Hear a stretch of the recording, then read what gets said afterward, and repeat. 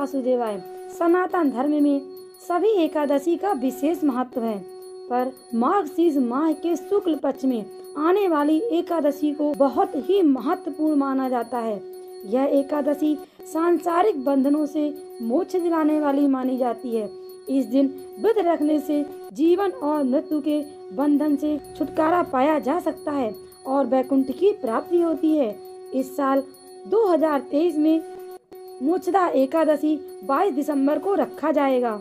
तो आइए सुनते हैं मोक्षदा एकादशी व्रत की कथा। धर्मराज युधिष्ठिर कहने लगे, हे भगवान, मैंने मार्गशीर्ष एकादशी का सविस्तार वर्णन सुना।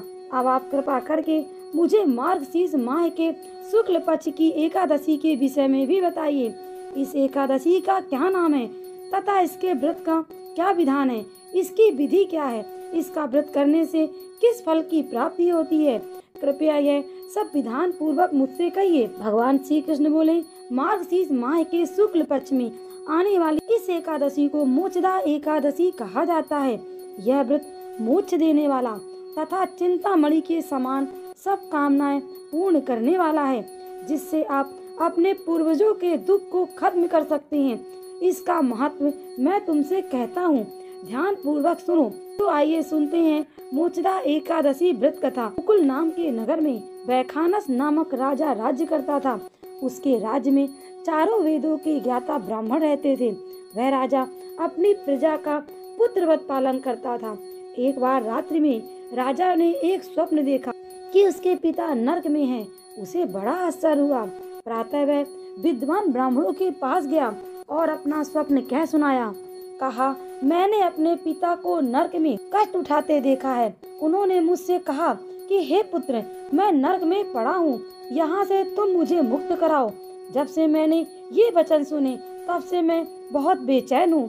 चित्त में बड़ी अशांति है। मुझे इस राज, धन, पुत्र, स्त्री, हाथी, घोड़े आदि में कुछ भी सुख प्रतीत नहीं होता है। मैं क्या करूं? राजा ने कहा, हे ब्राह्मण देवताओं, इस दुख के कारण मेरा सारा शरीर जल रहा है। अब आप कृपा करके कोई तप, दान, व्रत आदि ऐसा उपाय बताइए जिससे मेरे पिता को मुक्ति मिल जाए। उस पुत्र का जीवन व्यर्थ है जो अपने माता पिता का उद्धार न कर सके। एक उत्तम पुत्र जो अपने माता पिता तथा पूर्वजों का उद्धार करता है, वह 1000 मूर्ख पुत्रों से अच्छा है। जैसा एक चंद्रमा सारे जगत में प्रकाश कर देता है, परंतु हजारों तारे नहीं कर सकते। ब्राह्मणों ने कहा, हे राजन, यहाँ पास में ही भूत, भविष्य, वर्तमान के ज्ञाता पर्वत ऋषि का आश्रम है। आपकी समस्या का हल वे जरूर करेंगे। ऐसा सुनकर राजा मुनि के आश्रम पर गए। उस आश्रम में अनेक शांत चित्त योगी और मुनि तपस्या कर रहे थे। उसी जगह पर्वत मुनि बैठे थे। राजा ने मुनि को साष्टांग दंडवत किया। मुनि ने राजा से कुशल पूछी। राजा ने कहा कि महाराज, आपकी कृपा से मेरे राज्य में सब कुशल है, लेकिन अकस्मात मेरे चित्त में अत्यंत अशांति होने लगी। ऐसा सुनकर पर्वत मुनि ने आंखें बंद की और भूत विचारने लगे।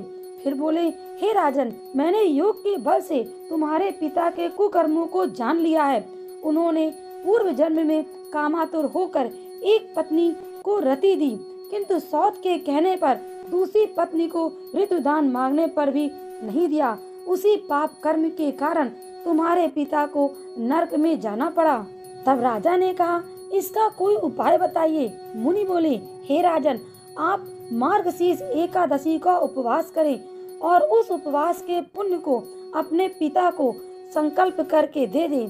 इसके प्रभाव से आपके पिता को अवश्य नरक से मुक्ति होगी।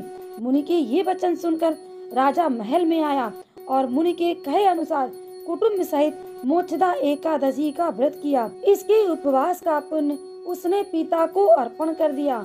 उसके प्रभाव से उसके पिता को मुक्ति मिल गई और स्वर्ग में जाते हुए वे पुत्र से कहने लगे, हे पुत्र, तेरा कल्याण हो। यह कहकर वे स्वर्ग चले गए। मार्गशीर्ष मास की शुक्ल पक्ष की मोक्षदा एकादशी का जो व्रत करते हैं, उनके समस्त पाप नष्ट हो जाते हैं। इस व्रत से बढ़कर मोक्ष देने वाला और कोई व्रत नहीं है। साथ ही यह चतुर्मास की एकादशी कहलाती है। अतः इस एकादशी का महत्व कई गुना और भी बढ़ जाता है। इस प्रकार मोक्षदा एकादशी व्रत की कथा समाप्त होती है। बोले विष्णु भगवान की जय। दोस्तों, यदि वीडियो पसंद आया हो तो वीडियो को लाइक करें, शेयर करें और सब्सक्राइब करना ना भूलें।